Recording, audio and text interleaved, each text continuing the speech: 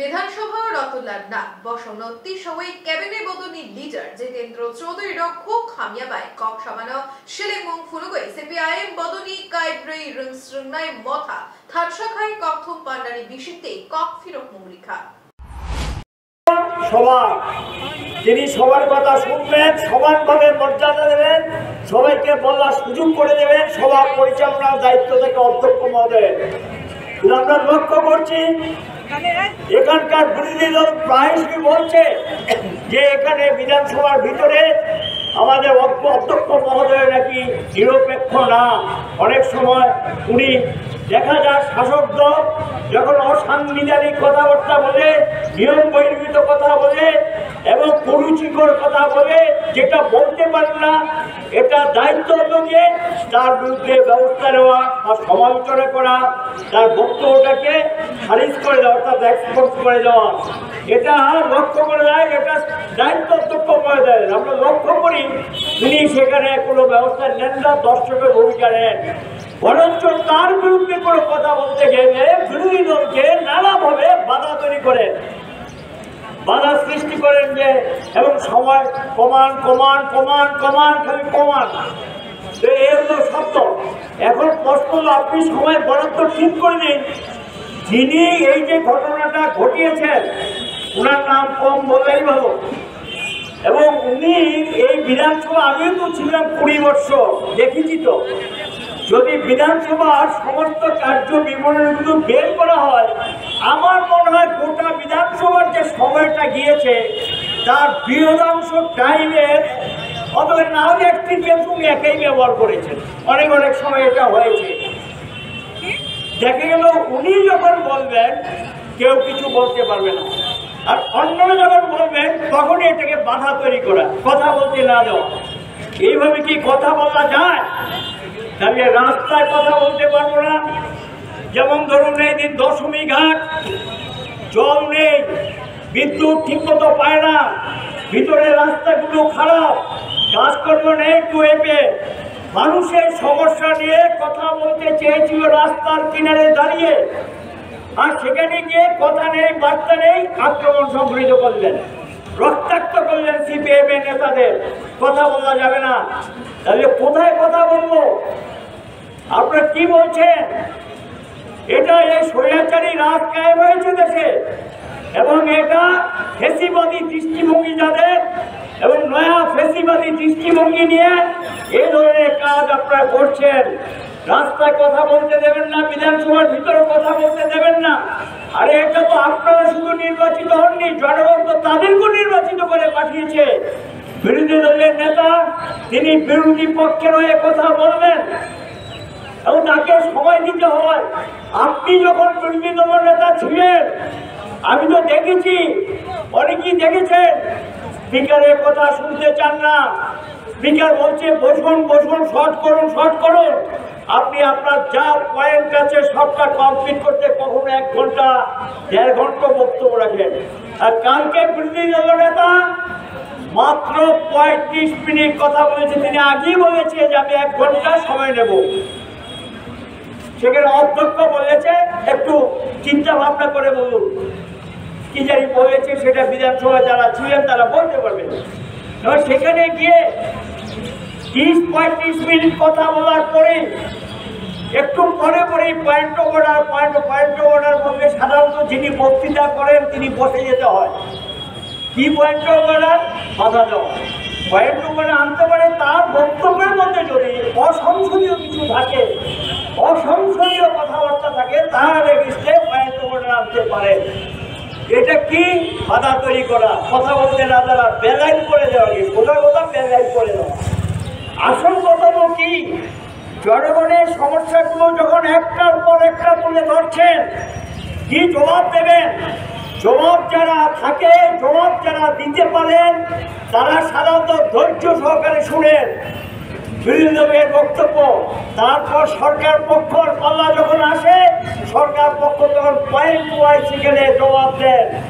এইটা এ বক্তব্য, এটা না, আপনি যা বলেছেন সেটা ঠিক না, সুন্দরভাবে বলেন, এবং এটা হলো নিয়ম বিধানসভা। কিন্তু আপনারা সরকার পক্ষে এখন বিরোধী নেতা কথা বলছেন, তিনি জনগণের সমস্যা যেগুলো এই সমস্ত বিষয়গুলি দৃষ্টিতে এসেছে, এই সমস্যাগুলো একটার পর একটা তুলে ধরছেন। এত ধৈর্য কেন? এত ধৈর্য তো থাকা ঠিক না। ধৈর্য সহকারে শুনুন, তারপরে দরকার হলে আপনি আপনার কথা বলুন। বিধানসভায় তো আপনারও কথা বলার সুযোগ রয়েছে। না, কথা বলতে দেব না। হলো এই রাজ্যে জনগণের সুখ দুঃখের কথা জানানো এবং এখান থেকেই রাজ্যের মানুষের জন্য আইন তৈরি করা, আইন কার্যকরী করা এবং রাজ্যের মানুষের সমস্যা নিয়ে আলোচনা করা, এটার জন্যই এই বিধানসভা তৈরি হয়। জনগণ ভোট দিয়ে এমএলএ তৈরি করে। তারা বিধানসভা ভোটের সময় গিয়ে বলেন না যে আমি বিধানসভার ভিতরে গিয়ে যা খুশি তা বলবো, আইন মানব না, নিয়ম মানব না, পদ্ধতি মানব না। এটা কিন্তু ভোটের সময় বলেন না। ভোটের সময় সবাই বলেন যখন নির্বাচনে দাঁড়ায়, নমিনেশন পেপার দাখিলের সময় তাকে একটা ওট দিতে হয়, শপথ দিতে হয় সংবিধানের নামে যে আমি সংবিধান মেনে চলব। তো সংবিধান কি বলেছে? সংবিধান বলেছে যে বিধানসভা বা যে কোনো আইনসভা, লোকসভা, রাজ্যসভা বা বিধান পরিষদ, সেখানে যখন কোনো আলোচনা হবে সেই আলোচনায় সবাই যাতে সমানভাবে গুরুত্ব পায়, সবাই যাতে কথা বলতে পারে, এই সুযোগ করে দিতে হবে। এর দায়িত্বটা কার উপর থাকে? মূলত শাসক দলের উপর, যদি তাদের গণতন্ত্রের প্রতি শ্রদ্ধা থাকে। এখন কেন্দ্রে যারা, রাজ্যে যারা ক্ষমতা আছেন, এই দলের কাছে গণতন্ত্রের কোনো সম্মান নেই। গণতন্ত্রের অধিকার সম্পর্কে তারা মানুষকে যেমন দিতে স্বীকার করেন না বা দেন না, বিধানসভার ভিতরে এখন গণতন্ত্রের কণ্ঠটাকে স্তব্ধ করে দিচ্ছে। এমনিতেই আমাদের রাজ্যের বিধানসভায় 7 বছর হয়েছে তারা ক্ষমতা এসছে, কথা বলতে দেন না, আলোচনা করতে দেন না, যা খুশি তা ব্যবহার করছেন, যেটা অসাংবিধানিক এবং নীতি বিরুদ্ধ। এবং বিধানসভার মধ্যে কতগুলি আচরণ বিধি, সেই মন্ত্রী হয়, বিধায়ক, তাদেরকে মেনে চলতে হয়। আচরণ বিধির বাইরে গিয়ে কথা বলা যায় না। আমরা লক্ষ্য করলাম যে এরা সরকারে আসার পর বিজেপি এই আচরণ বিধির মানতে রাজি না, তারা তাদের মতো করে চলতে চান। জনগণের সমস্যা তুলে ধরা আমাদের দায়িত্ব। আমরা রাস্তায় দাঁড়িয়েও জনগণের সমস্যা নিয়ে কথা বলি, মিছিল মিটিংয়ের মাধ্যমে কথা বলি, সভা সমিতির মাধ্যমে কথা বলি, মানুষের পাশে দাঁড়াই। এটা হলো আমাদের কাজ। তাহলে আমরা গণতন্ত্রে বিশ্বাস করে এই দায়িত্ব আমরা পালন করছি। কিন্তু লক্ষ্য করে গেল শাসক দল এটাকে সহ্য করতে রাজি না। তাদের বক্তব্য হলো তারা যা করবে সেটাকে মেনে নিতে হবে, তারা যা বলবে এটা এক বাক্যে মেনে নিতে হবে, তার কোনো প্রতিবাদ করা যাবে না এবং এর বিরুদ্ধে কোনো কথা বলা যাবে না। এটা কোন গণতন্ত্র? স্বৈরাচারী ব্যবস্থাপনা। এটা ভালো লক্ষণ না। বিধানসভাতে যদি কথা বলতে না দেয়, লোকসভাতে যদি কথা বলতে না দেয়, এর পরিণতি একদিন শ্রীমতী ইন্দিরা গান্ধীকে ভুগতে হয়েছে। এই দেশে জরুরি অবস্থা জারি করে মানুষের অধিকার কেড়ে নিয়েছিলেন। লোকসভা, বিধানসভাতে একদলীয় শাসন ব্যবস্থা কায়েম করেছিলেন। বিরোধী দলের যারা জেলে পড়েছেন, কথা বলতে দেননি, এমনকি বিধানসভায় এবং লোকসভায় যেতে পর্যন্ত দেননি। তার ফল ওই দলকে ভুগতে হয়েছে। দেশের জনগণ তাদেরকে সমুচিত শিক্ষা দিয়েছে। আমাদের এই রাজ্যের বিধানসভায় এর আগেও একাধিক ঘটনা ঘটেছে। দেখা গেল রতনলাল নাথ, যিনি সংসদীয় মন্ত্রী এবং নিজেকে স্পিকারের বিকল্প ভাবেন, স্পিকারকে মাঝে মাঝে নির্দেশ দেন সভা ঠিক করে চালান। এই ধরনের কথা বলার অভ্যাস আমরা দেখেছি গত 7 বছর ধরে। এটা আছে, কিন্তু এদিন উনি উত্তেজিত হয়ে পড়লেন। উত্তেজিত হলে স্বাভাবিক কারণে যা ভুল করার উনি সেই ভুলগুলো বললেন। জিতেন চৌধুরীকে জাত তুলে বারবার জাত জাত, কি জাত? তাহলে আমরা দেখলাম যে আজকে যারা শাসন করছে, যাদেরকে আমাদের পার্টি আমরা বলছি নৈক্য ফেসিবাদী, তো ফেসিবাদীরা সবসময় জাতি বিদ্বেষী হয়, হিটলার ইহুদিদের বিরুদ্ধে। আজকে আমরা দেখলাম এখানে রতনলাল নাথ, জিতেন চৌধুরী উপজাতি সম্প্রদায় ভুক্ত, তাই তাকে আক্রমণ করলেন। তাই জিতেন চৌধুরীকে আক্রমণ নয়, গোটা উপজাতি অংশের মানুষের কাছে এই মেসেজ গেল এই নৈক্য ফ্যাসিস্টরা উপজাতি বিদ্বেষী, এবং এটা বিধানসভায় রেকর্ড করা গেল। তারপর আরো এরপরে যখন উনি বক্তৃতা করছেন, যখন একটার পর একটা তথ্য দিয়ে ট্রেজারি বেঞ্চকে অনেকটা কাজ করে দাঁড় করিয়েছেন, তখন হঠাৎ উঠে তিনি বললেন মেলার মাঠে ঢুকিয়ে দেব, অর্থাৎ বিধানসভায় আসতে দেবো না, তোমাদের পার্টি অবশ্যই তোমাদের ঢুকিয়ে দেব। এইরকম যে আচরণ, তার বিরুদ্ধে আমাদের পার্টি রতননাথকে ধিক্কার জানাচ্ছি এবং স্পিকার এবং মুখ্যমন্ত্রীর কাছে আমরা দাবি করছি তার বিরুদ্ধে ব্যবস্থা নিতে। তার এক নম্বর হলো তাকে বিধানসভায় ক্ষমা চাইতে হবে এই উক্তির জন্য।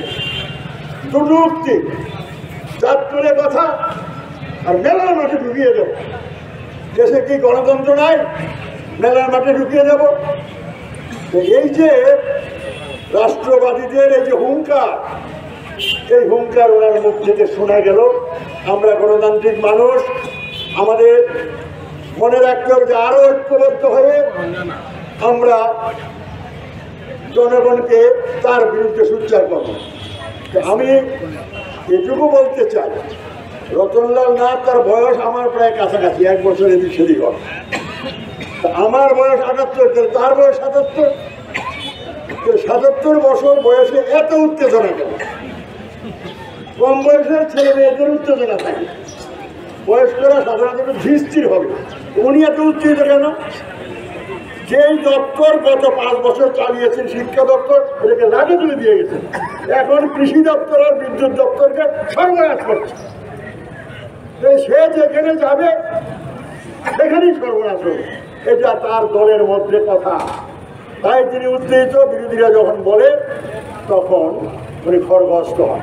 এই যে মেজরিটি, এই মেজরিটির জুড়ে তো কথা, তীব্রতার সহায়তায় আজকে মেজরিটি, আর না হলে 34-33 এখন যায় তখন যায় সরকারের অবস্থা হতো।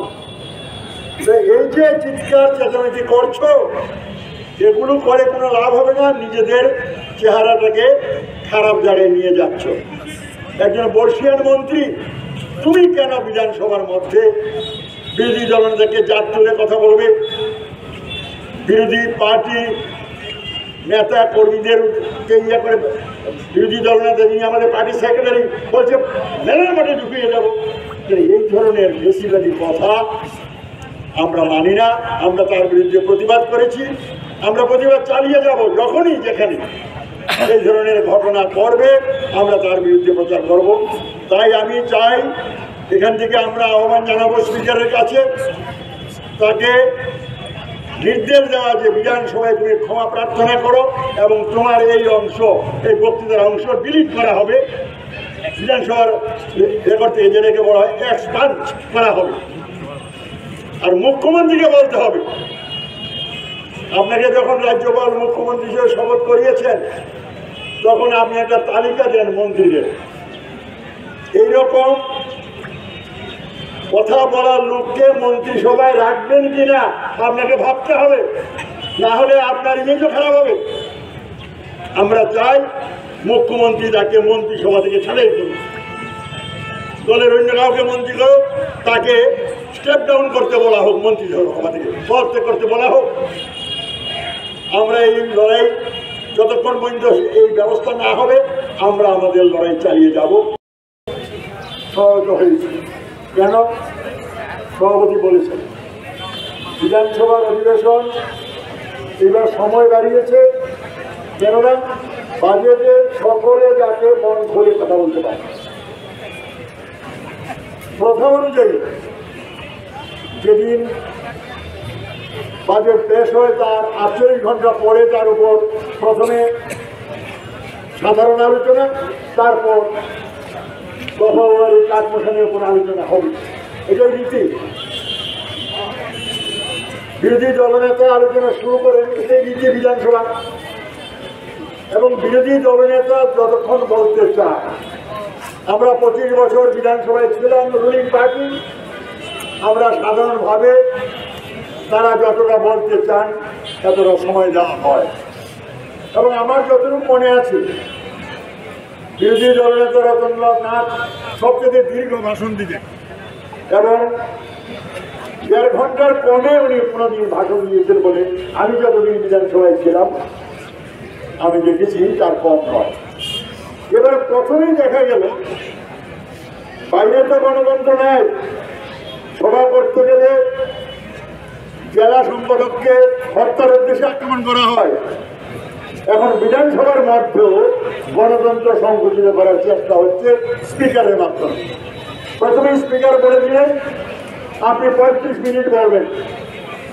এটা স্পিকারের পক্ষে সৌজন্যের অভাব। বিরোধী দলনেতাকে সময় বেঁধে দেওয়া যায় না। শুধুমাত্র দীর্ঘক্ষণ বক্তৃতা করলে রিমাইন্ড করতে পারেন যে আরো বক্তা আছে, আপনি দয়া করে একটু সংক্ষেপ করুন। যাই হোক, যখনই বক্তব্য শুরু হলো, যতই তারা বলুক না কেন বাজেট ডাবল হয়েছে, 32,000 কোটি টাকার বাজেট, কিন্তু মূলত এই বাজেটের মধ্যে তেমন কোনো সারবত্তা নেই। প্রাক্তন অর্থমন্ত্রী হিসেবে আমি বাজেটে দেখলাম অর্থমন্ত্রীর ভাষণ সব দেখেছি। এখানে জনগণের জন্য কাজ করার টাকারই কোনো সুযোগ নাই। রেভিনিউ খাতে, রাজস্ব খাতে যে খরচ হয়, আয় যা হয় ব্যয় তার থেকে বেশি। আর মূলধনী খাতে খরচ যেটা দেখানো হয় মূলত কেন্দ্রীয় সরকারের স্কিমগুলো। আশা করে আমাদের সময়েও আমরা অনেক টাকা কথা বলতাম, কিন্তু আসতো 50%, 55%। তাই এই বাজেটেরও একই অবস্থা। এই বাজেটেরও একই অবস্থা। স্বাভাবিক কারণে 7 বছর আগে জনগণকে যে প্রতিশ্রুতি দিয়েছিল, তারা 8টা বাজেটের মধ্যে কোথাও সেই প্রতিশ্রুতি পূরণের আশ্বাস নাই। বেকারদের চাকরি প্রতিশ্রুতি পালন হবে না, অনিয়মিত কর্মচারীদের নিয়মিত করার কোনো কথা নাই, কর্মচারীদের 7ম বেতন কমিশন মোতাবেক যা যা দেওয়ার কথা সেগুলো করেনি। Bureau report, খুম্পই।